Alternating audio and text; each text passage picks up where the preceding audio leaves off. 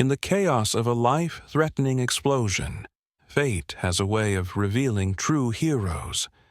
In a moment of danger, a young boy who's been looked down upon by those with power and privilege steps forward without hesitation. Little did anyone know this selfless act would change his life, and the life of a billionaire's wife, forever. In the chaos of a life-threatening explosion, fate has a way of revealing true heroes. In a moment of danger, a young boy who's been looked down upon by those with power and privilege steps forward without hesitation. Little did anyone know this selfless act would change his life, and the life of a billionaire's wife, forever. The morning had begun like any other at St. Vincent's Hospital, a facility known for catering to both the wealthy and the less fortunate. The lobby was filled with movement, nurses hurrying to their next shift, doctors scanning through patient files, and visitors pacing anxiously as they awaited news of their loved ones. The air smelled of antiseptic, a sterile contrast to the warmth of the sun shining through the glass windows. Outside, ambulances lined the curb, their flashing lights reflecting off the sleek, black cars belonging to elite hospital donors. Among them was Margaret Langford, the wife of a powerful billionaire. Dressed in a designer maternity gown, she moved through the hallways with an air of entitlement, ignoring the friendly smiles of hospital volunteers and staff. She was 7 months pregnant, carrying an heir to a fortune most could only dream of. But despite her privileged status, there was no warmth in her gaze, only cold detachment. To her, this hospital was nothing more than a necessity, a place where money ensured the best care. She had always viewed those beneath her as tools, background figures in a world that revolved around people like her. Even now, as she adjusted the diamond bracelet on her wrist, she barely noticed the young black boy walking past her, balancing a small box of medical supplies in his arms. He was barely 10 years old, his clothes simple but clean. He had come here with a hospital volunteer, offering to help carry supplies in exchange for nothing more than a kind word and a chance to be useful. He had spent his life being overlooked, treated as invisible by people like Margaret. But today, none of that mattered. Then, without warning, the world erupted.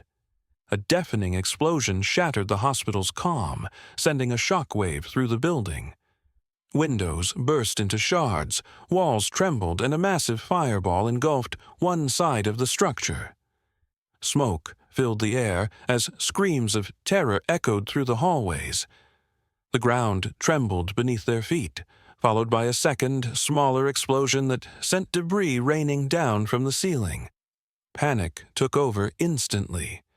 Nurses shouted for evacuation, doctors rushed to stabilize patients, and visitors scrambled toward the exits, some pushing past others in desperation.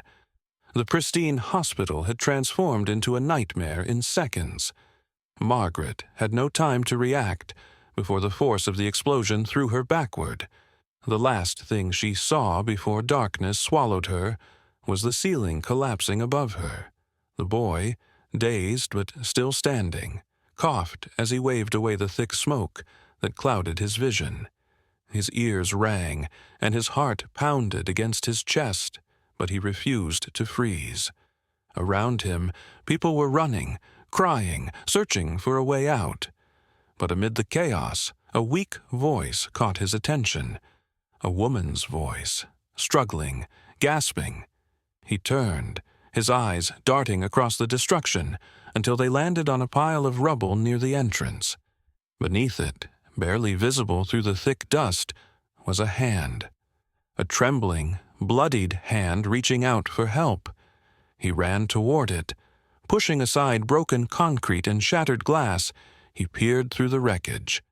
There she was, Margaret Langford, her perfect image now reduced to a terrified, vulnerable woman covered in dust and bruises. Her breathing was ragged, her swollen belly rising and falling rapidly as she struggled to free herself. She looked up, her eyes filled with panic, and then she saw him. The boy she had ignored just moments ago, the child she wouldn't have spared a second glance for.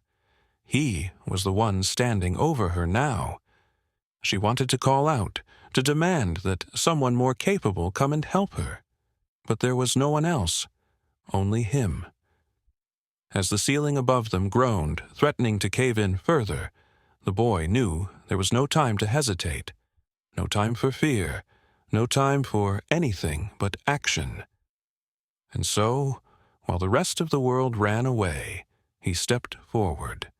The boy had spent his entire life learning how to survive in a world that rarely made room for him. At just 10 years old, he had already seen more struggle than most children his age. Raised in a low-income neighborhood, he understood hardship intimately.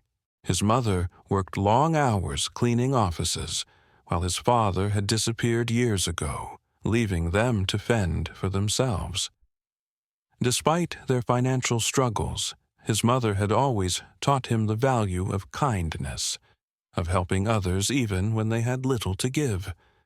Life in the city was unforgiving. Every day was a fight to be seen, to be acknowledged in a world that barely noticed him. He was used to being overlooked, dismissed as just another child from the wrong side of town. The people in places like St. Vincent's Hospital, wealthy visitors, high-ranking executives, and privileged donors, walked past him as if he were invisible. It had never surprised him. He had grown up knowing that people like him weren't expected to be anything more than background figures in someone else's story.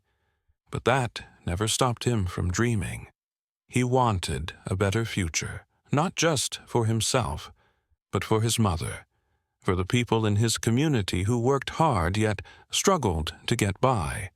Whenever he had the chance, he would help, carrying groceries for an elderly neighbor, assisting a street vendor in setting up his stall, or, like today, lending a hand to a hospital volunteer who needed help with supplies. And yet, no matter how much kindness he showed, he could never escape the judgment that followed him because of his background, his clothes, or the color of his skin. He had faced racism more times than he could count. The stares, the whispered comments, the way some people instinctively clutched their bags when he walked by, it was all too familiar. He had learned not to react, not to let the anger take over.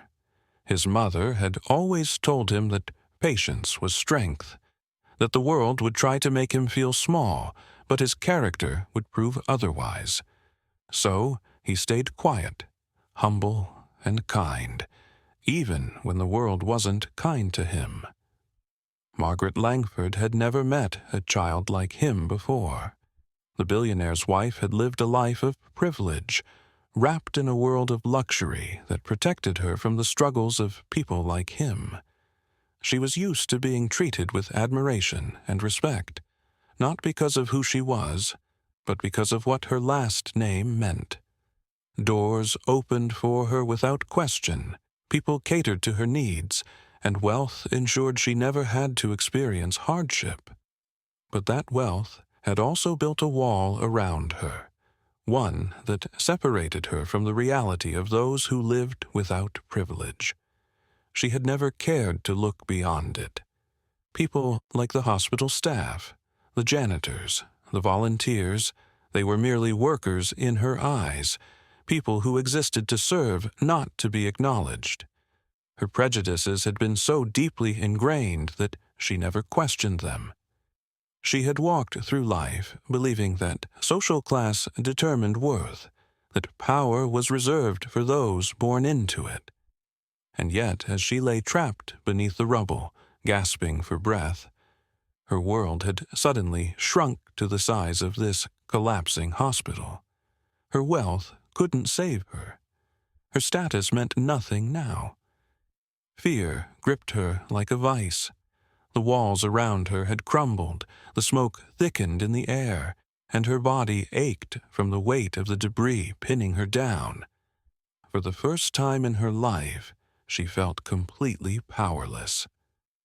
Her hands shook as she tried to push the rubble off her stomach, but she was too weak. She needed help. But who would come for her? Her breath hitched as she heard footsteps approaching. She turned her head, her pulse racing, expecting to see a firefighter, a doctor, someone important. Instead, she saw him. The boy she had ignored just minutes ago. The boy she had barely registered as a real person, nothing more than a background figure in her day. Her lips parted, but no words came out. The fear in her eyes deepened. Could he even help her? Did she trust him to? The boy, however, wasn't thinking about trust. He wasn't thinking about who she was, about the comments she had made in the past, about the way people like her treated people like him. None of that mattered right now. She needed help. And so he stepped forward. The explosion sent a deafening shockwave through the hospital, shaking its very foundations. The force of the blast shattered windows, tore through walls, and filled the air with thick, suffocating smoke. Patients screamed, doctors and nurses scrambled to help, and visitors ran in every direction, desperate to find a way out. The pristine hospital had turned into a war zone in mere seconds. Flames flickered from the wreckage, casting eerie shadows on the crumbling walls as chaos consumed everything. The boy had been standing in the hallway when it happened, the sheer force of the explosion knocking him off his feet. For a moment, his ears rang so loudly that the world seemed muted. His small hands pressed against the floor as he tried to steady himself, his chest rising and falling rapidly. Fear gripped him, but he didn't allow himself to freeze. He blinked through the dust and smoke, his mind racing. He had to move. He had to help. Pushing himself up, he turned toward the destruction. His eyes scanned the wreckage, the screams of injured people ringing in his ears. Then he saw her.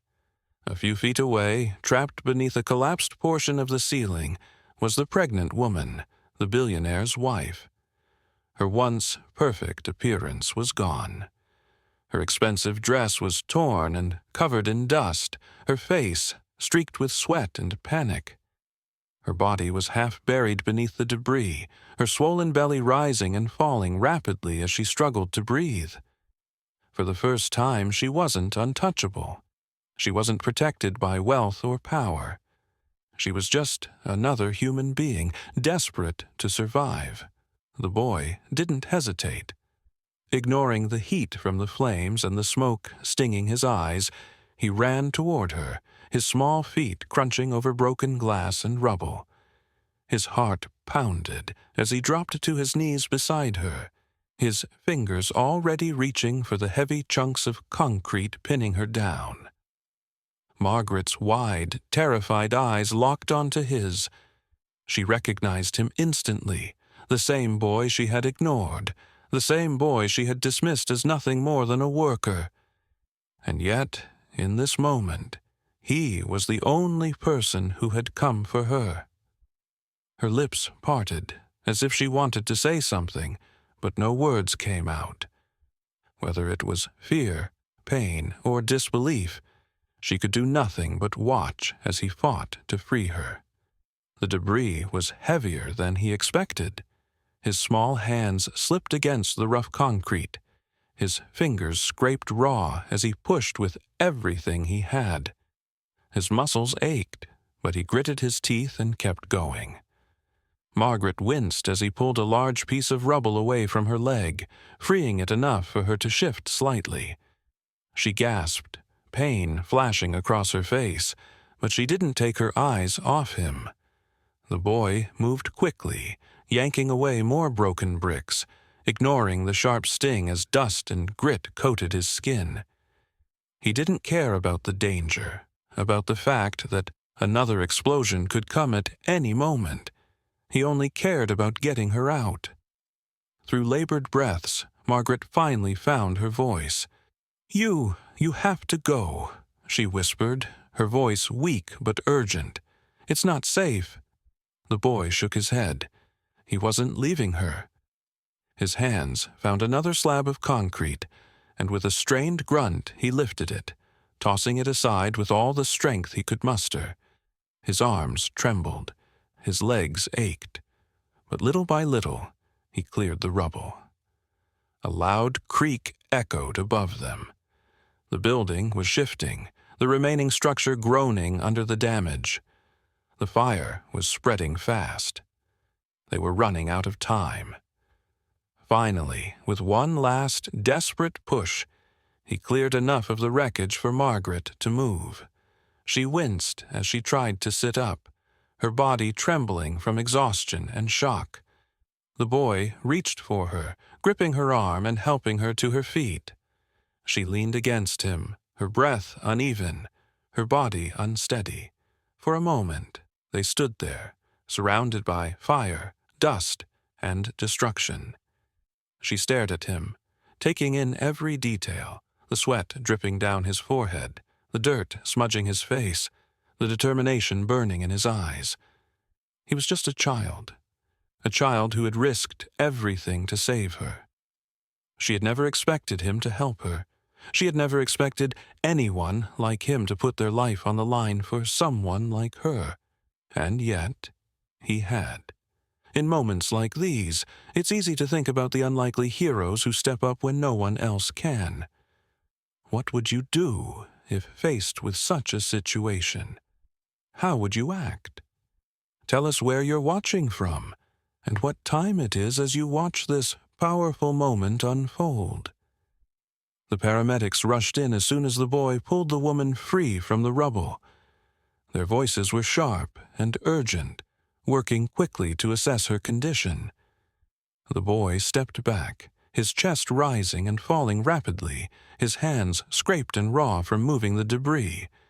The air was still thick with smoke, the sound of sirens echoing in the distance, but the worst was over.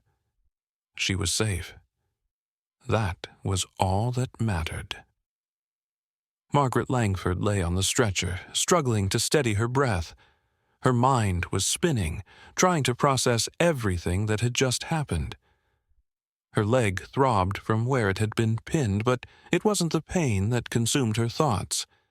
It was the boy. She turned her head, searching through the dust-filled air until her gaze landed on him. He was standing just a few feet away, his body tense, his hands still trembling. He wasn't looking for recognition. He wasn't expecting thanks. He had saved her and was ready to walk away like nothing had happened. But something had happened. Margaret had spent her life surrounded by people who wanted something from her. Business partners, investors, friends who only stayed close because of her wealth and power. She was used to calculated kindness, favors given with an expectation of something in return. But this boy, he had nothing, yet he had risked everything. Her lips parted, but no words came out. She wasn't sure what she wanted to say. The sound of approaching sirens filled the air, followed by the distant voices of reporters arriving on the scene. Someone in the crowd had witnessed what happened. Whispers turned into murmurs, and soon all eyes were on the boy, the billionaire's wife saved by a young black boy. The irony was not lost on anyone. Some of the same people who had walked past him every day without a second glance were now staring at him with awe. The security guards who would have ignored him before were now watching him closely, as if trying to understand how a child like him had done something so extraordinary. A paramedic leaned over Margaret. "Ma'am, we need to get you to the ambulance." She barely heard him. Her attention was still locked on the boy. As the paramedics lifted her stretcher, she looked at him one last time before they carried her away. By the time the news spread, the entire city was talking about him. The headlines came fast, reporters eager to capture the story. Footage of the boy pulling her from the wreckage circulated online. Social media erupted with praise, calling him a hero. Margaret watched it all unfold from her hospital bed. She saw the interviews, the stories, the way people who had never cared about him before were suddenly interested in his life. But she couldn't stop thinking about the way she had treated him before the explosion, how she had walked past him without a thought, how she had never even considered that he was worth noticing. Regret settled deep in her chest. Her husband arrived at the hospital, shaken after hearing what had happened. He had built his fortune on decisions, on carefully calculated moves, on controlling every outcome. But nothing had prepared him for this. He sat beside her bed, silent as she replayed the events over and over in her mind. "I was wrong about him," she said suddenly. "I was wrong about a lot of things." Her husband looked at her, surprised by the emotion in her voice. She had never been one to admit fault, but this wasn't just guilt. It was something deeper. "He didn't hesitate," she continued. "He didn't care who I was. He just helped me." Her husband nodded slowly. Not many people would do that. She exhaled, staring at the ceiling. "We need to do something for him." Her husband frowned. "What do you mean?" Margaret turned her head toward him. "I mean, we owe him more than just gratitude. He saved my life. And if we don't help him now, the world will forget about him as soon as the headlines fade." She knew how these stories worked. People would praise him today, but by next week, the world would move on. He would go back to being just another kid struggling to survive, just another boy no one looked at twice. Her husband sighed. "What do you have in mind?" Margaret sat up, determination settling in. A scholarship, a real education, a future. Her husband studied her for a moment before nodding. All right. It was the first time in her life she was using her influence for something other than her own benefit. And for the first time, it felt right. Later that evening, she requested to see the boy. When he entered her hospital room, he was hesitant, his hands tucked into his pockets, unsure why she had asked for him. She met his eyes, and with more sincerity than she had ever spoken before, said, "Thank you." The boy gave a small nod. "You're welcome." Margaret inhaled deeply. "I want to help you. My husband and I, we want to invest in your future." The boy's expression didn't change immediately. He had spent his life hearing promises that led to nothing. But this time, something felt different. "Okay," he said. For the first time in her life, Margaret Langford understood that true worth had nothing to do with money or status. It was about what was in a person's heart. The world had changed, though most people didn't realize it at first. It wasn't just about one act of heroism. It was about what that act represented. A boy who had been invisible to so many had proven that courage was never about wealth, status, or privilege. It was about heart. It was about stepping forward when others hesitated, about choosing to do what was right, even when no one expected it from you. His story spread far beyond the walls of the hospital, beyond the city, beyond the headlines that had once flashed his name. It became something more, a lesson, a reminder that heroism didn't belong to the powerful, but to those willing to act. Teachers told his story in classrooms. Parents used it to teach their children about kindness, and those who had once looked past people like him began to see them differently. The boy himself never sought recognition. He didn't need awards or ceremonies to validate what he had done. He had never acted for attention, only because it was the right thing to do. But whether he wanted it or not, his actions left a mark on the world around him. Years passed, and the boy grew into a man. The opportunities given to him had changed his life, but they had not changed who he was.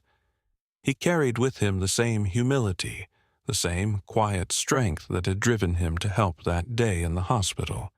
He had been given a chance, and he was determined to use it to make a difference. Margaret Langford had changed as well. The woman who once saw people as nothing more than their titles or social standing now spent her time ensuring that no one was overlooked the way she had once overlooked him. She spoke in schools about the importance of recognizing potential in everyone, not just those society deemed worthy. Her husband's investments in education continued to grow, providing scholarships and mentorship programs for underprivileged children who, like the boy, had dreams that seemed too far away. But the most profound change was in the way people began to look at each other. Conversations that had once been dismissed were now being had. People who had never thought about privilege began to question the systems that determined who was given opportunities and who was left behind. The boy had not only saved a life, he had started a movement, even if he had never intended to. As he stood on the steps of a university, ready to take the next step in his journey, he thought about how much had changed. He thought about the people who had once ignored him, now cheering him on. He thought about the moments when he had doubted himself, wondering if he would ever be seen. And then he thought about that day in the hospital, the moment when he had chosen to act, when he had decided that doing the right thing mattered more than fear, more than doubt, more than anything else. He knew now that courage wasn't something people were born with. It wasn't about being fearless. It was about acting in spite of fear. It was about stepping forward even when no one expected you to. As he looked toward the future, he knew that his story was just beginning. And somewhere, in another part of the world, another child who felt invisible would hear his story and realize that they too could make a difference. True heroes aren't made by circumstances. They're made by their actions. Courage is what defines them.